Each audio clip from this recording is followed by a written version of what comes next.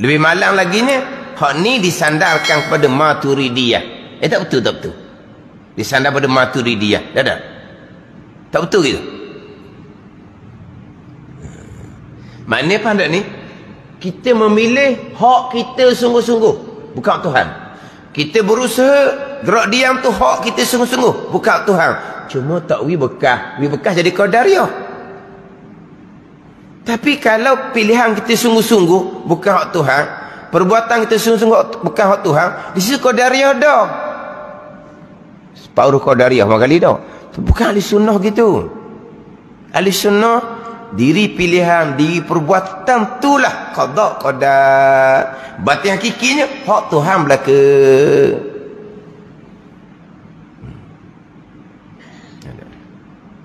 Ini timbul sekarang. Waktu kena cermat.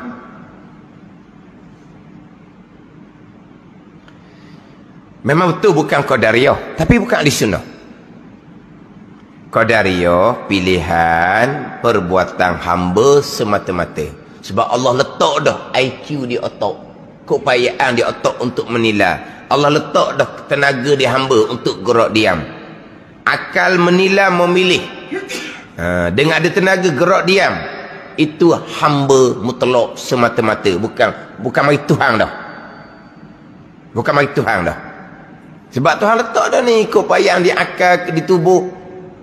Serta apa yang hamba lakukan jadi wibekah. Memang hamba wibekah, bukan Allah Ta'ala. Kita ahli sunnah wajib berpegang. Betul hamba yang memilih, betul hamba yang melakukan, tapi tak wibekah. Tapi walaupun berpegang hamba memilih, hamba yang melakukan pada zahir. Dia zahir je. Batin hakiki Jabariyah nah. Ada. Hak timbul sekarang ni, memilih ni hak hamba sendiri, bukan hak Tuhan. Gerak diam berusaha hak hamba sendiri, bukan hak Tuhan. Cuma tak wibekah. Dia lagi hujung tu je, lagi daripada qadariyah. Hak tengah tu qadariyah, bukan di sana. Tapi disandar pada Maturidiyah. Salah gitu. Walaupun disebut sebagai itu usaha hamba mutlak, mutlak lughawi, mutlak pada bahasa, bukan mutlak haki. Mutlak pada mutlak semata-mata hamba pada zahir. Itu kena cermat pula tu. Ni saya terjumpa beberapa orang dah yang bicara seumpama ni. Dan orang pula di kalangan orang bidang usuluddin lah. Dan ada yang alhamdulillah sekarang ni dah tidak bawa dah seumpama tu. Tapi dahulu nyata dibawa seumpama tu. Bertanya kemudian sekarang barulah pilihan dan perbuatan hamba hanya pada zahir. Batin hakiki balik pada rukun iman yang ke-6 lah. Ini masalahnya, masalah tak ada di tapak tu. Sekalian qada qadar mati hak tu. Keesaan Allah pada perbuatan mati hak tu. Apabila sekalian qada qadar terdetik di hati pun qada qadar, bukan pilih hati. Berkelip mata pun qada qadar, bukan usaha hamba. Pilihan hamba usaha hamba lagilah qada qadar. Sekalian mati gak tu. Sebab tu kalau betul-betul lah duduk di tapak rukun ke-6 sekarang qada qadar ni, qadariyah ni panggil apa? Dak bang orang panggil. Pada dak bang. Tak bang lah. Bila mati sungguh sekarang qada qadar, qadariyah tu memang jauh jelak lah. Tahu? Jauh jelak. Tahu ada? Jauh? Jelak. Jauh jelak lah. Jauh. Tak ada kena-kena.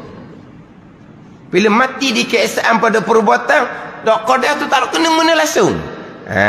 Nak kena jaga, jangan terundur pada Jabariyah. Tu nak kena jaga. Memang batin hakiki Jabariyah.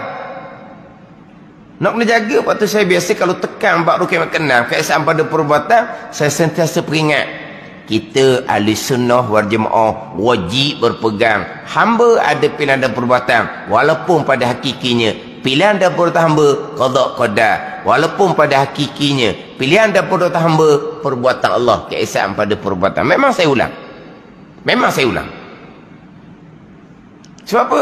Takut duduk sekian qada qada, sekian qada qada.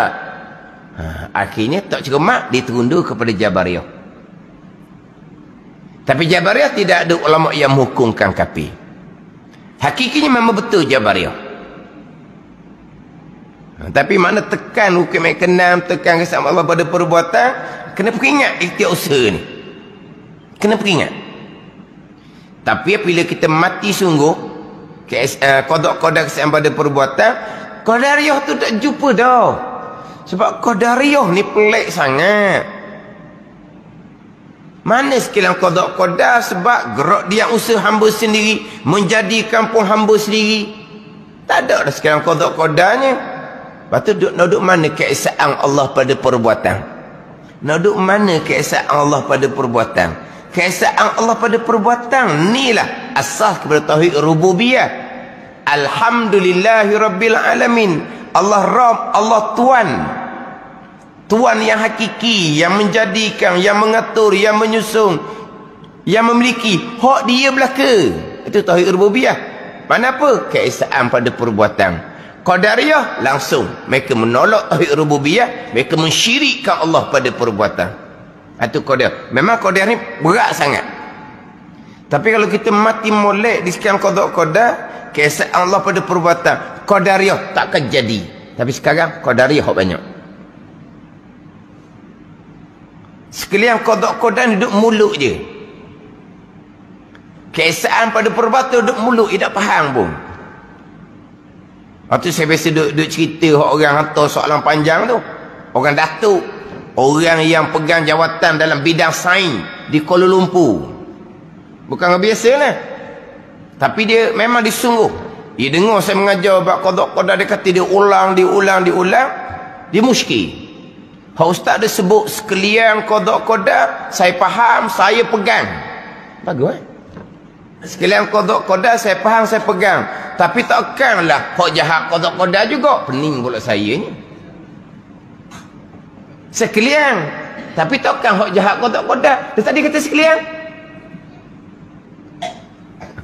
Sekalian tu wa tu'mina bil qadari kullih. Dalam hadis Muslim. Sekalian hak Tuhan. Lepas tu hadis Muslim yang lain pula tu wa tu'mina bil qadari khairihi wa syarrih. Nabi badalkan untuk mentaudih, menjelaskan baik iman dan ta'ah, jahat kufur dan maksiat. Jelas kan tu? Saya faham, saya pegang sekian qada, tapi takkan hak jahat qada. Lepas tu pergi pula, saya faham, saya pegang sekian qada, tapi takkanlah itu hamba pun qada. Peninglah kita ni. Mana boleh sebut sekalian qada, tapi tak faham. Lepas tu kalau faham molek sekian qada, tak ada dah qadariyahnya. Hak nak jaganya takut tunduk pada akidah Jabariyah. Itu nak kena jaga.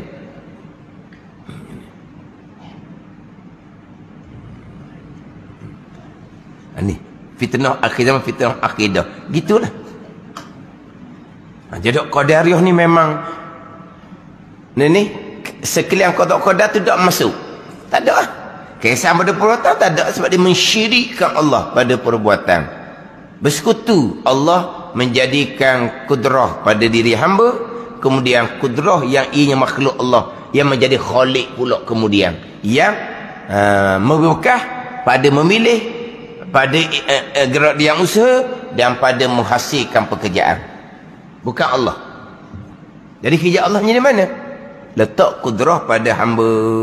Itu bercanggah dengan ayat kalau dalam surah Ar-Rahman tu, yas'aluhu man fis samawati wal ard kulla yaumin huwa fi sya'. Kulla yaumin huwa fi sya'. Tiap-tiap masa, tiap-tiap ketika Allah dalam pekerjaan. Kulla yaumin. Yaumin tu dia hari-hari ni dia khas hari ni. Hari ni daripada terbit matahari sampai ke tenggelam matahari. Yaum, lepas tu pergi pada lailah pula, malam. Jadi kulla yaumin ay kulla waqtin. Jadi waktu ni dia lebih umum lah, umum daripada yaum. Sebab waktu ni dia akan melengkapi malam. Kulla yaumin, tiap-tiap hari. Hari ni dia khas, tertentu siang hari, terbit matahari sampai tenggelam matahari. Lailah malam. Lailah tak masuk kalau yaum. Tapi kalau kulla waqtin, yaum dengan makna waqtin, waktu ni dia umum lah, dia umum. Siang pun waqtin, malam pun waqtin. Jadi kulla yaumin ditafsirkan dengan kulla waqtin huwa fi sya' Allah Ta'ala, dalam pekerjaan. Dalam pekerjaan. Mana sepanjang masa ni, ini semua pekerjaan Allah Ta'ala belaka. Qadariyah ni, Allah bukan ada pekerjaan sepanjang masa. Allah letak kudrah pada diri hamba, habis pekerjaan Allah. Hak langit bumi itu pekerjaan Allah sepanjang masa, betul. Hak di langit tu lah, di langit tu pekerjaan Allah sepanjang masa. Jadi gerak dia hamba ni pekerjaan Allah sepanjang masa. Tak, pekerjaan Allah hanya letak kudrah pada hamba. Lepas tu tak ada dah kerja Allah pada perbuatan hamba, tak ada dah. Sebab apa? Sudah pergi pada pekerjaan kudrah yang baharu, yang ia makhluk Allah yang Tuhan letak di tubuh hamba. Ini bercanggah dengan ayat kulla yaumin fi sya'. Surah Ar-Rahman ayat ke-29 tu. Allah sepanjang masa dalam pekerjaan. Sebab apa? Keesaan pada perbuatan. Hak Tuhan belaka buat. Khaliqu kulli syai'. Allah yang menjadikan sekalian perkara. Jadi kalau akidah qadariyah ni, tak ada. Pekerjaan Allah, letak kudrah pada hamba, letak tenaga kekuatan pada hamba, zahir pada, mari daripada makan dan minum, lepas tu habis dah. Siap dah kerja Allah. Tak betul lah dengan ayat tu. Ini bicara hak qadariyah baru ni. Kalau pergi pula pada mazhab tabaiyun pula, tu lagi luas. Mazhab dipanggil mazhab tabaiyin. Mana mazhab tabaiyin ni? Dia minggu lepas saya sebut dah hak mazhab tabaiyin ni. Tabaiyin, di tabaiyun, di idafah mazhab tabaiyin. Hak qadariyah ni kudrah. Qadar tu kudrah, masdar.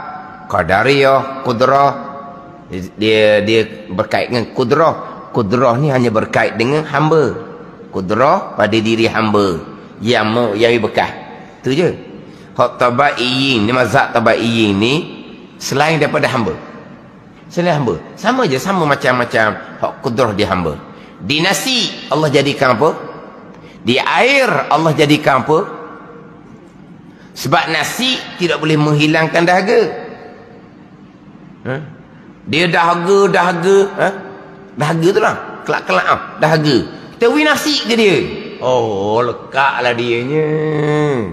Dahaga kita pun akad nasi sepinggan. Marah kawan tu. Sebab apa? Sebab pada zahirnya kekuatan yang Tuhan letak di nasi tidak boleh menghilangkan dahaga. Kekuatan di air selain dia boleh menghilangkan dahaga, boleh juga menghilangkan lapar sekejap tau.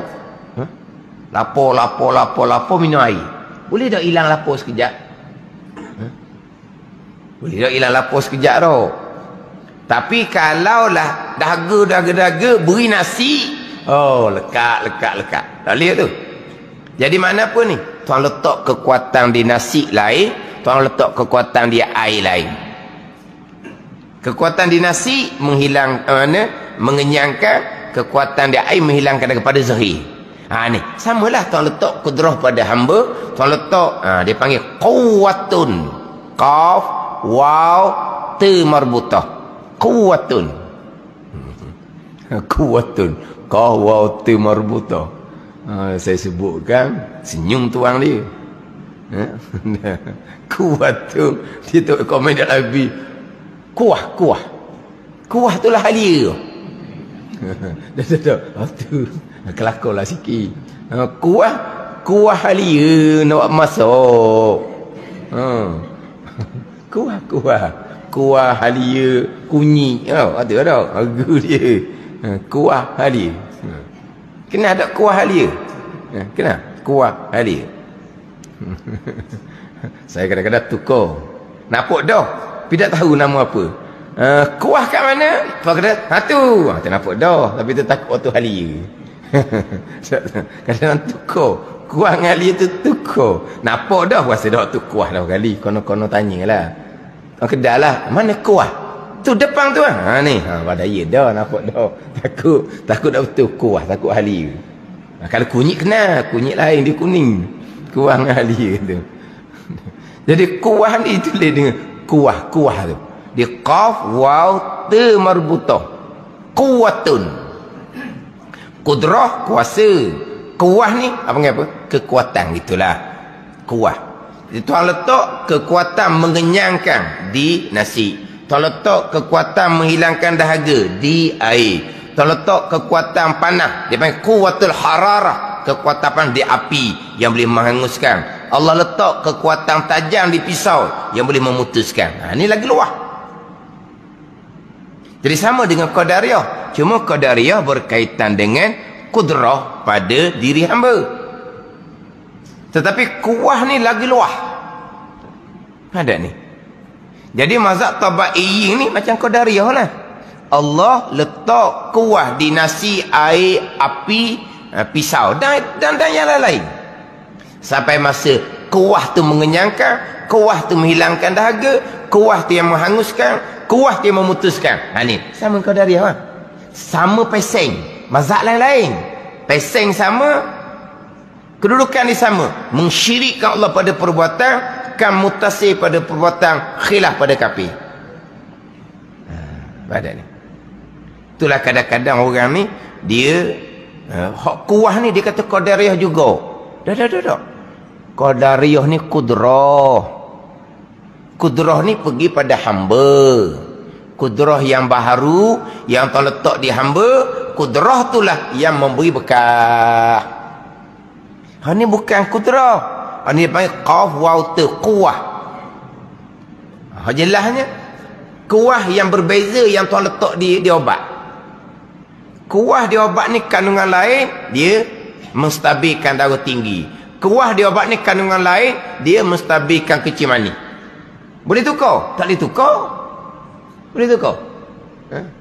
Kalau kata suami kecil mani, isteri darah tinggi. Hari ni kita tukar no. Tukar. Tukar obat.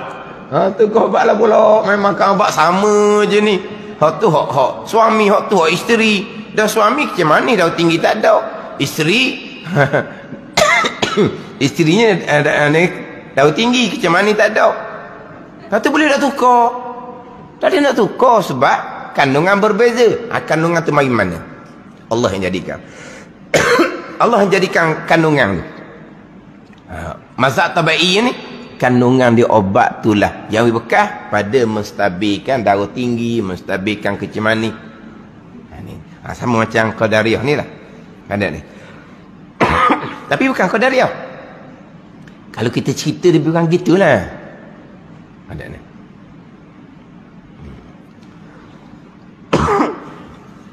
Hak tu hak sama-sama kamutasi. Hak khilaf pada kafir. Satu laginya hak munfasih. Hak kafir ijma' ulama. Kedua-dua ni ada belaka. Macam mana hak munfasihnya, hak kafir ijma' ulama, hamba memberi bekah sendiri-sendiri.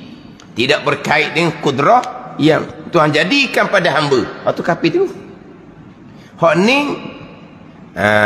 nasi mengenyangkan sendiri-sendiri, air menghilangkan sendiri-sendiri, tidak berkait dengan kekuatan yang Tuhan letak di nasi di air. Hak tu mazhab Tabaiyin yang kafir ijma' ulama. Ada.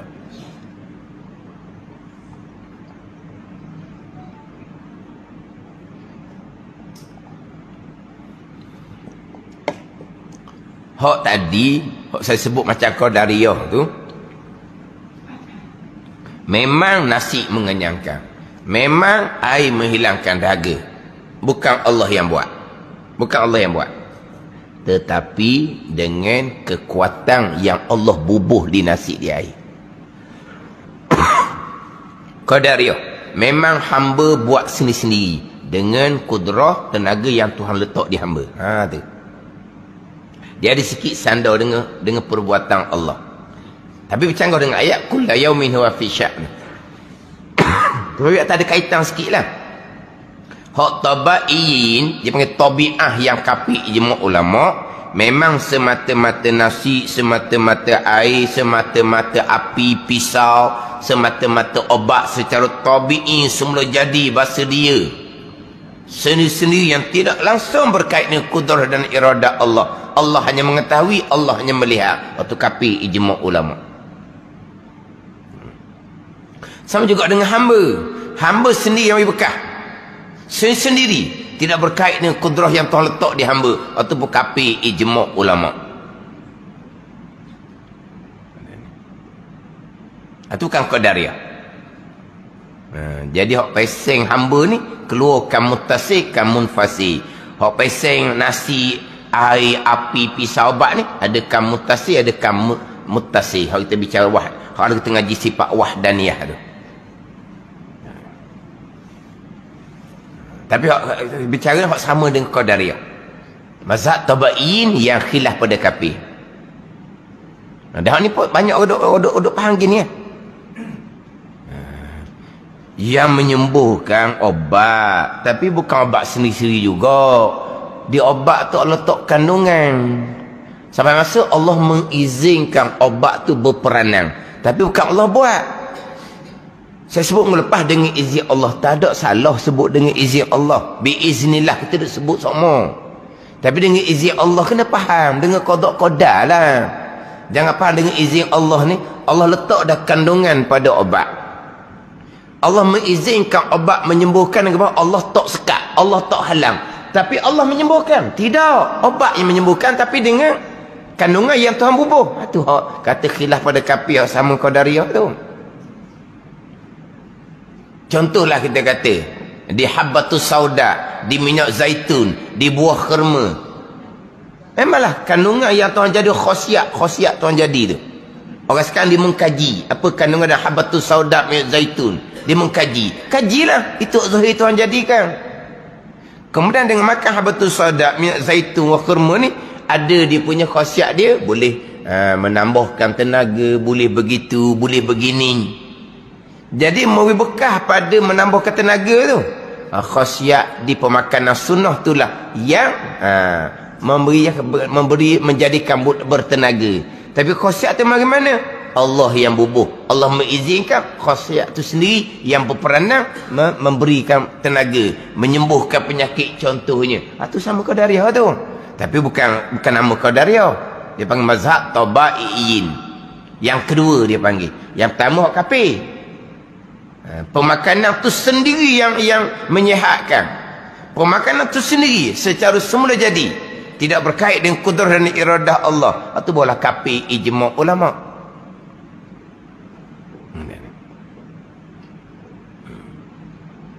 Tapi sini tak bicara, di sini bicara bab hamba ni. Hamba manusia yang berakidah qadariyah ni, mereka akan ujuk pada tiap-tiap kelakuan. Situ. Tapi pembicaraan yang sama antara kudrah di hamba dengan kuah pada sesuatu yang lain. Mana Tuhan letak kuah belaka? Ada kandungan belaka. Ada kuah, ada kandungan. Kandungan di minyak apa semua.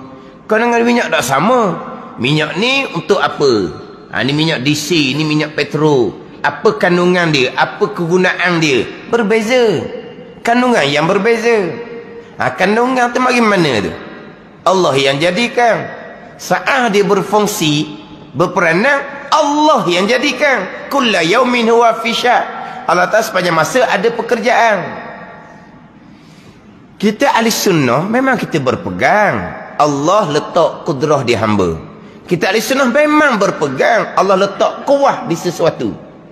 Kita berpegang. Tapi sa'ah gerak dia hamba tetap perbuatan Allah. Sa'ah berfungsinya barang-barang yang lain makhluk Allah, tetap perbuatan Allah. Tapi tuan letak dak kuah di nasi, tuan letak. Tuan letak dak kuah di air, tuan letak. Tapi saat kenyang tetap balik kepada keesaan Allah pada perbuatan. Saat hilang dahaga balik kepada perbuatan Allah. Kullu yaumin huwa fi sya'. Sepanjang masa Allah ada pekerjaan. Bukan Allah letak kuah, Allah pun tak cara dah. Hanya mengetahui dan melihat saya. Dah. Allah sepanjang masa ada pekerjaan. Jadi kalau macam Qadariyah dengan Tabai'i ni lah, hak berlaku banyak-banyak ni bukan perbuatan Allah Ta'ala lah. Allah letak kuah di matahari. Boleh cerita belaka lah. Allah letak kuah di angin. Kuah di angin tu boleh menyejukkan. Kuah di angin tu boleh menerbangkan benda yang ringan. Allah letak kuah di angin. Dengan kuah di angin tu kita kena angin, kita jadi sejuk. Tapi kalau angin tu kuat, kekuatan dia kuat angin, kuah di angin tu boleh menerbangkan benda yang ringan. Ada ni. Kita di sunnah betul, Allah letak kuah di angin. Saat sejuk, balik kepada qada' perbuatan Allah. Terbangnya benda-benda yang ringan, balik kepada qada' keesaan Allah pada perbuatan. Tapi memang kita berpegang. Allah letak kudrah pada hamba, Allah letak kuah pada sesuatu yang lain.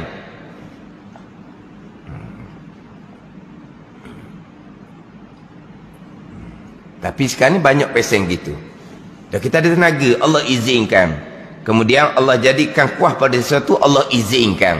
Tapi Allah buat, bukan Allah yang buat. Allah hanya melihat, Allah hanya mengetahui. Bukan Allah buat, sebab Allah letak dah peranan. Jadi makhluk berpandang sendiri-sendiri dengan kekuatan yang Allah Ta'ala letak. Jadi faham gitu. Dan memang pada zahirnya gitu. Memang pada zahirnya gitu. Dan kalau kuah tu masih lagi ada, berperanang lah. Macam contohlah kita kata, kuah yang telah jadikan dalam bateri. Ada bateri tu, kuah Allah telah jadikan. Tapi zahirnya manusia letak. Lepas tu lama mana bateri tu berfungsi? Tengoklah. Tahan lama mana? Kan ada bateri yang tahan lama tu kan, panjang ni tahan lama dah hilang tu kan. Bateri tu lah. Bateri apa tu? Hak lama tu. Hak tu berhenti tengah jalan dah. Hak tu habis dah dia punya power dia. Hak ni yang boleh berlari lagi, hak hilang tu lah. Kita ada dah hilang tu lah ni. Hak hilang bateri tu lah dalam TV tu. Dia ada kuah. Kuah dia habis, berhenti tengah jalan. Hak ni dah ni, power ni kuah dia, panjang kuah dia ni. Memang zahir dia begitu. Tapi kuah tu bagaimana? Yang ada dalam bateri tu bagaimana? Zahirnya manusia yang buat. Di bateri tu ada kekuatan. Hakikatnya itu semua datang daripada Allah. Ketika di bateri itu ada kekuatan, maka bateri itu akan berfungsi. Itulah perbuatan Allah Subhanahu wa ta'ala. Tapi pada zahir ini memanglah kuasa bateri itu semata-mata. Akhirnya Allah mengizinkan, Allah hanya mengetahui, Allah hanya melihat, bukan Allah yang melakukan segala-gala. Sebahagian perkara Allah lakukan, Allah letak kudrah pada hamba, letak kekuatan pada barang yang lain. Lepas tu Allah tak ada hijab Allah ni lah pulaknya. Hak langit, hak dia, hak alam, hak sebesar. Tak. Semua yang berlaku adalah datang dari pekerjaan Allah Subhanahu wa ta'ala. Itu bab pegangan. Seminggu lepas panjang bab pegangan, pekor pendek je.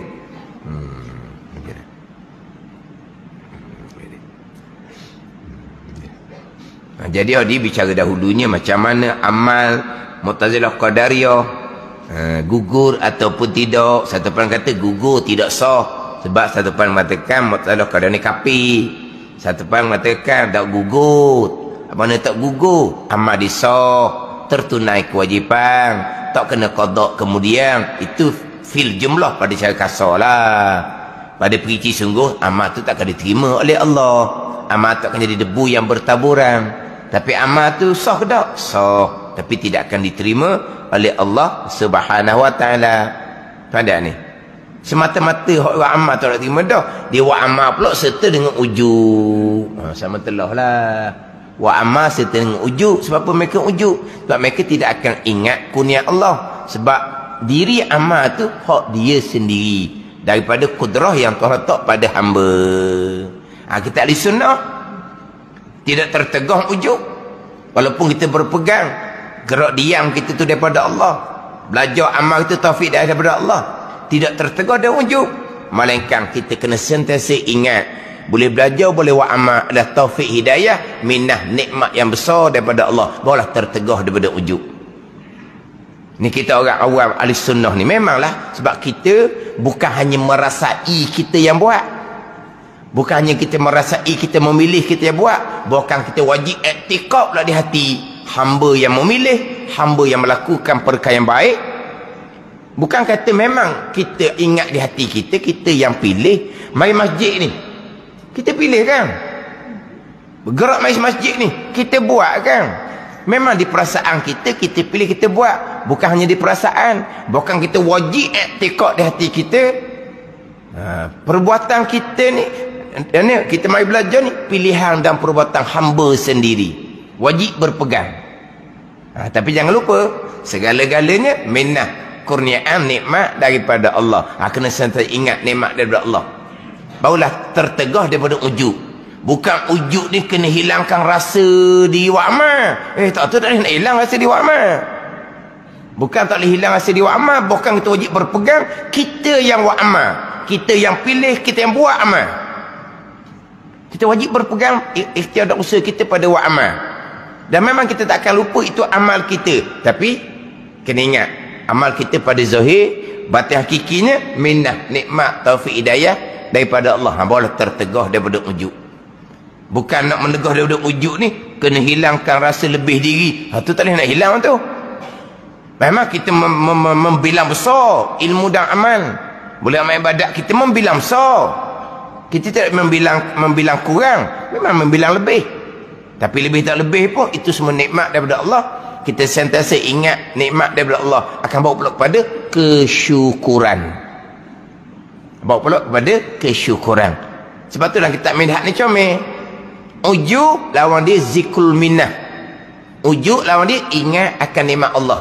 Bukan ujub lawan dia hilangkan rasa lebih. Dah. Itu bukan jalanan dia. Ingat akan minnah, nikmat daripada Allah Subhanahu wa ta'ala. Maka jika engkau kata pada soal, kata Imam Ghazali, maka adakah yang lain duduk ujub dan riak daripada qadih, yakni yang mencederakan amal, membinasakan amal? Ada tak lagi hak sifat-sifat yang lain yang qadih? Yang qadih ni yang mencederakan. Sini dia tulis yang mencelakan. Dia yang qadih, yang mencederakan amal, membinasakan amal. Ada lagi tak selain daripada ujub dan riak? Sebab sekarang ni aqabatul qawadih ni bicara ujub dengan riak je. Ada tak qadih yang lain, sifat-sifat yang mencederakan amal yang lain daripada ujub dan riak? Wallahu a'lam.